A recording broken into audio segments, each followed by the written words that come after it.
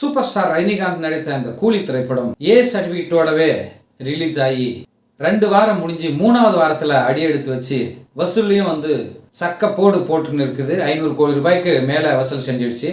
Sun நிறுவனம் எப்படியாவது இந்த திரைப்படத்துக்கு UA சான்றிதழ் வாங்கிடணும். சென்னை உயர்நீதிமன்றத்துக்கு போயிருக்காங்க. வன்முறை காட்சியெல்லாம் நீக்கிட்டு வாங்க, அதுக்கப்புறம் யோசிக்கலாம். இப்போ வன்முறை காட்சி வந்து நீக்குவாங்களா இல்லை சுப்ரீம் கோர்ட்டுக்கு அது போவாங்களா? ஏன்னா இதை விட வன்முறை காட்சிகள்லாம் நிறைய படத்தில் இருக்குது அப்படின்னு நிறைய பேர் சொல்றாங்க.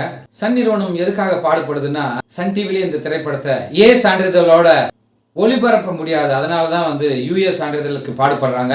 லோகேஷ் கனகராஜா இருக்கட்டும், ரஜினிகாந்தா இருக்கட்டும், இல்லை சன் டிவி நிறுவனமாக இருக்கட்டும், ஃபர்ஸ்ட் நாள் விமர்சனங்களை பார்த்துட்டு கொஞ்சம் நொந்து தான் போயிருப்பாங்க. எந்த ஒரு பெரிய நடிகராக இருந்தாலும் கதை சரியில்லைன்னா அந்த படம் வந்து ஒரு வாரம் தாக்கு பிடிக்காது.